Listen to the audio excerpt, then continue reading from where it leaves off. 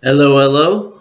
Welcome back. All right, this is a video I probably put too much thought into, but it's a quick thought, so I'll try and get this done without too much time. This is simply symbolism in Hollywood, popular literature, music. That's the topic. I'm not going to examine every bit of symbolism out there. I'm going to talk about what I think the point of it is. Not even that. I'm just going to talk about my views of it as an average Christian.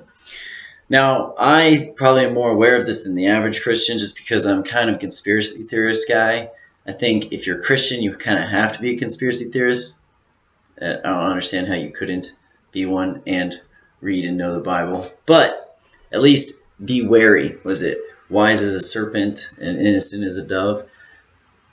So, if you're not aware of it, there's a lot of occultic and satanic and weird symbolism that was rampant in Hollywood and music and popular literature and all this stuff. Now, what I'm here to talk about is, first, why is it done? What is the point? Who it affects and how it affects. Before I do that, I quickly want to read this Bible verse because this will come back full circle in a second. It's Genesis 50:20. Simply says, "You intended to harm me, but God intended it for good, to accomplish what is now being done, the saving of many lives." If you don't know the story, Joseph's brothers, out of jealousy, sold him into slavery, thinking he would probably die or at least live the rest of his life as a slave. He ended up becoming number 2 behind the Pharaoh in all of Egypt and basically ruling over it. And in doing so, he saved his father and his brothers from famine. They intended it for evil, but God intended it for good. And then Joseph forgives him and says, it's all within God's divine providence. So, remember that. Let's get into symbolism. Why is it done? Okay, here's why it's done. A few reasons. There's a few theories. Again, I'm not like an expert, but for one, as a troll. That's one theory. It could just be done as a troll. A lot of it is Masonic symbolism, and a lot of it is just known symbolism. It's known stuff. So it could be a troll. It could be done to add to the storyline. The writers may be aware of this, and they're not doing it for any reason other than it'll be an extra little, for the people who out there who are aware of it, it'll add to the storyline to see that this character is Illuminati or is Freemason or something like that. It could be paying an homage to these powerful organizations that hold power and sway and showing that, hey, we're cool with you. It could be, again, a troll. Trolling either side. Doesn't matter. My personal... sorry, I didn't mean to go too quick through that. But that's basically what I think it's either they're trolling one of the sides or the other or everyone. They're trying to add to the storyline, showing their intelligence of the topic that they're talking about. They're paying an homage to people who do have power.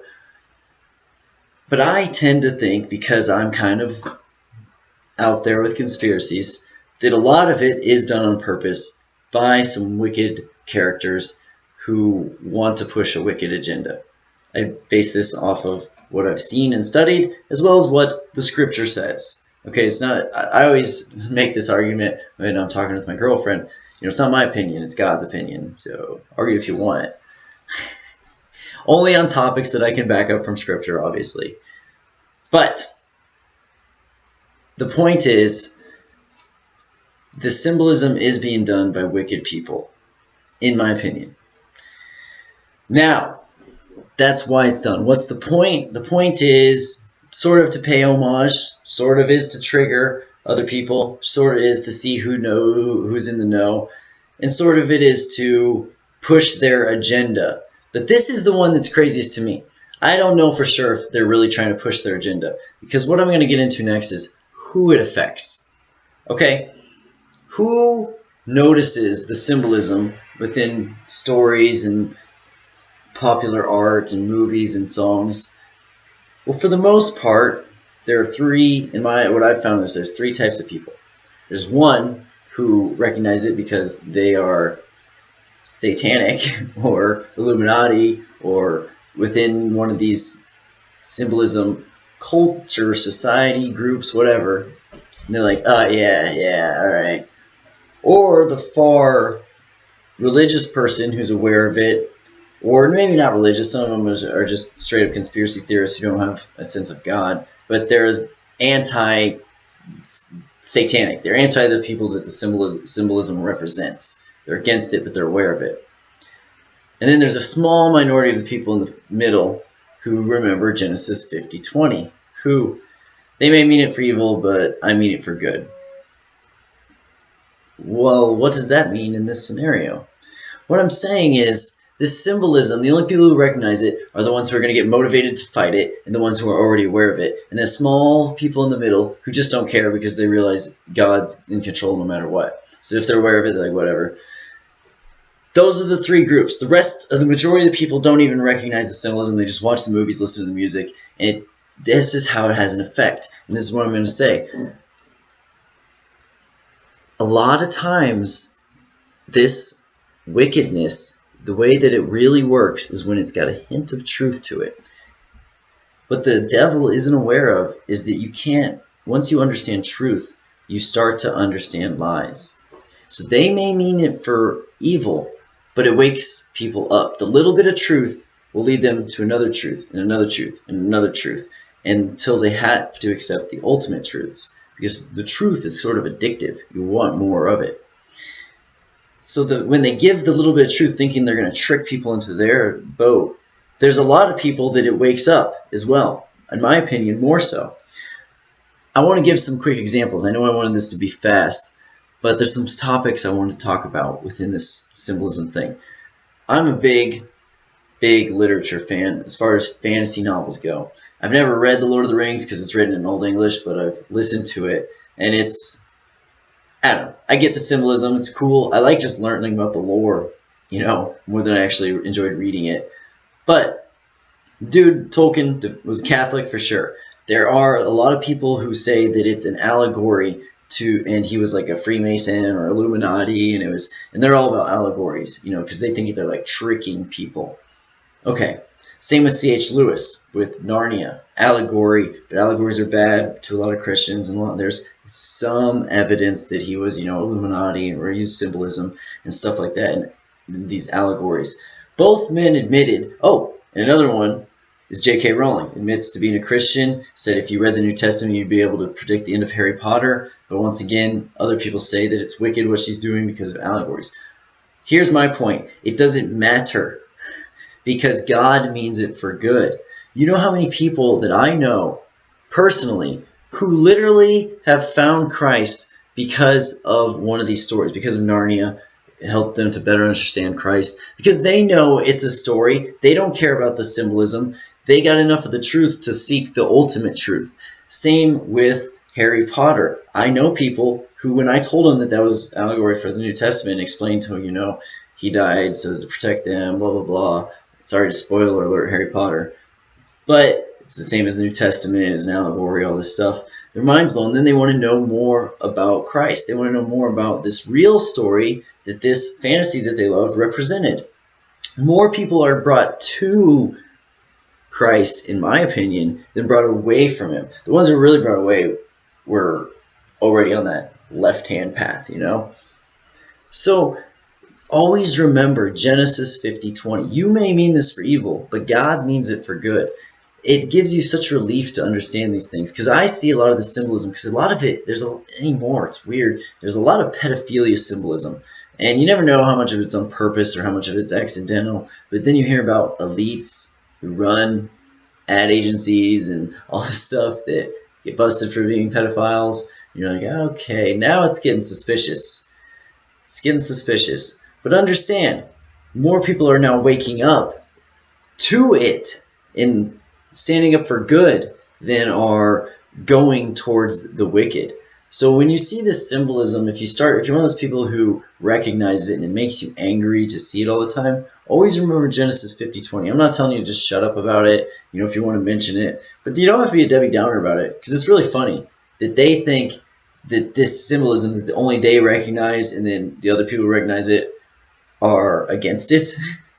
The rest of the public doesn't care. They don't notice. In fact, it's the rest of the public that will learn of these. Oh, Harry Potter's an allegory for Christ. Tell me more about Christ. These are the people that they're trying to get that are coming to Christ. It's hilarious.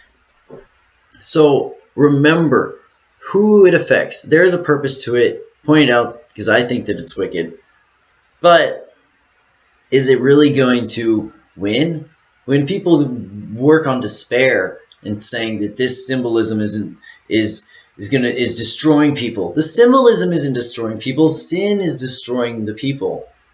Okay, the symbolism will actually wake people up. And lastly, I should have started with this, but the whole point, the reason why symbolism is such a big thing is because it's easy to recognize. Symbolism doesn't matter who you are, where you're from. You recognize symbols. For instance, a picture of a man and a woman embracing and holding each other in just a loving way. People throughout the world, doesn't matter their culture, recognize it as love. They feel love from that picture. Symbols work. Symbolism works. It creates an emotion. Music works this way. In fact, one of the craziest ones to me is facial expressions are pretty much universal. A facial expression, it might be more exaggerated in different cultures, but you can recognize when someone's confused, when they're nervous, when they're angry, when they're happy, no matter where you're from their facial features. And this is a study. There has been studies on this like crazy.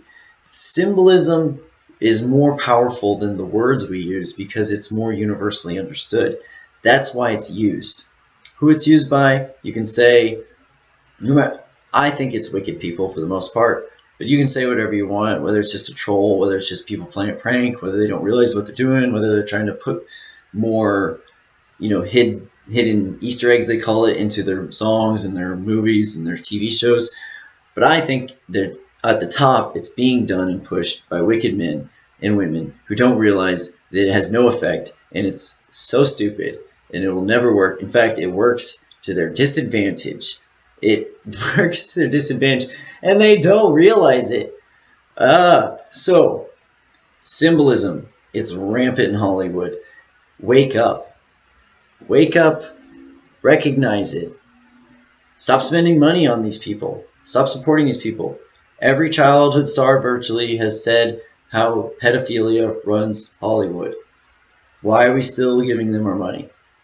This symbolism is all over in Hollywood. Look at I just saw a trailer for Maleficent. I should do a whole video on this. It's straight up it's a new second Maleficent. They look like Baphomet. It is straight up Baphomet is what these creatures are. I mean, is it a troll? It feels like a troll. If they're doing it from a stance of wicked, it is dumb and the worst idea you could possibly have. Always remember Genesis 50:20. Lots of men mean things for evil. God will use it for good. That doesn't mean we shouldn't fight it, but that means don't stress over it.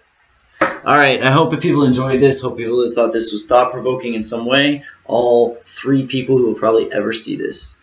Everyone have a wonderful afternoon, evening, or good night, and God bless.